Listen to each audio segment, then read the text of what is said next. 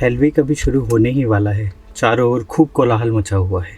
सभी कैडेट्स में पूरा जोश है। चारों तरफ सब खूब शोर मचाकर एक दूसरे को मोटिवेट कर रहे हैं।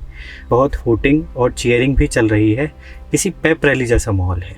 और फिर अगले ही पल इंस्ट्रक्टर आते हैं और सब शांत, और आपको ले जाया जाता है आपके पहले टास्क के लिए, जिसको इंस्ट्रक्टर प्यार से सर्फ टॉर्चर कहते हैं। इस टास्क में सभी कैडेट्स को प्रशांत महासागर के हड्डियां जमा देने वाले पानी में एक ह्यूमन चेन बनाकर किनारे पर अनिश्चित समय के लिए लिटा दिया जाता है। डेविड गॉगिंस कहते हैं, धीरे धीरे जैसे जैसे समय बीतता है और महासागर की बर्फीली लहरें आपके सिर के ऊपर से गुजरती हैं, तो शरीर के साथ साथ पूरा जोश भी ठंडा पड़ जाता है और दिमाग सीधा यही कहता है कि भाई यहाँ से जल्दी बाहर निकलो। 130 घंटे तो इस पानी में किसी हालत में नहीं गुजार सकते। आप सब भूल जाते हो कि यहाँ आए क्यों थे। देश की रक्षा, आर्मी के मेडल्स, समाज में इज्जत, कुछ फ़र्क नहीं पड़ता। आप बस यहाँ से इस समय बाहर निकलना चाहते हैं। दोस्तों, आप भी हेल वीक की शुरुआत को अपने किसी भी काम से कंपेयर कर सकते हैं जो आप शुरू कर रहे हैं या शुरू कर चुके हैं। चाहे वो किसी कॉम्पिटिटिव एग्ज़ाम की तैयारी हो या कोई नया बिजनेस शुरू करना या कुछ नया और क्रिएटिव सीखने या करने की कोशिश।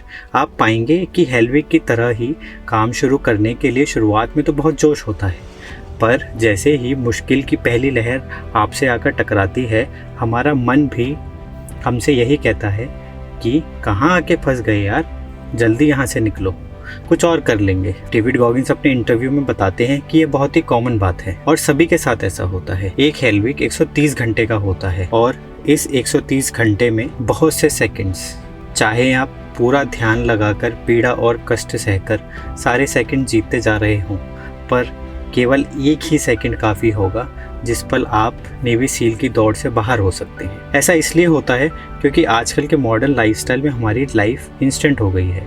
हमारा दिमाग बस कंफर्ट और मज़ा ही ढूंढता रहता है। जो भी काम करने में उसे थोड़ी सी तकलीफ़ होती है, उससे हमेशा भागता रहता है। किसी प्रॉब्लम में फंसता है तो उसका सॉल्यूशन नहीं ढूंढता, इजी वे आउट लेकर या तो रास्ता ही बदल लेता है या तो कहेगा कि भाई कल देखते हैं क्या करना है। दोस्तों, अब हम बात करेंगे कुछ सॉल्यूशंस की कि जब भी आपकी लाइफ में ऐसे क्विट करने वाले मोमेंट्स आएँ तो आप कैसे उन मोमेंट्स को ओवरकम कर सकते हैं। डेविड कहते हैं कि मैं उस क्विट करने वाले सेकंड में विजुअलाइजेशन का प्रयोग करता हूँ। उस बर्फीले पानी में लेटे मैं सोचता हूँ कि मैंने हेल वीक पास कर लिया है और मैं अब बाहर गर्म पानी से मज़े से नहा रहा हूँ और फिर गर्म कोट पहनकर कॉफ़ी पीते पीते आराम से इंस्ट्रक्टर्स के साथ मजाक कर रहा हूँ, बातें कर रहा हूँ। इससे होता क्या है कि आपका दिमाग पेन को उस पल के लिए भूल जाता है और आप उस समय पेन की वजह से कोई डिसीजन नहीं लेते, बल्कि समझदारी से सोच सकते हैं कि आप इस पानी में क्यों लेटे हुए हैं और इतना कष्ट क्यों सह रहे हैं और कि आपको नेवी सील क्यों बनना है।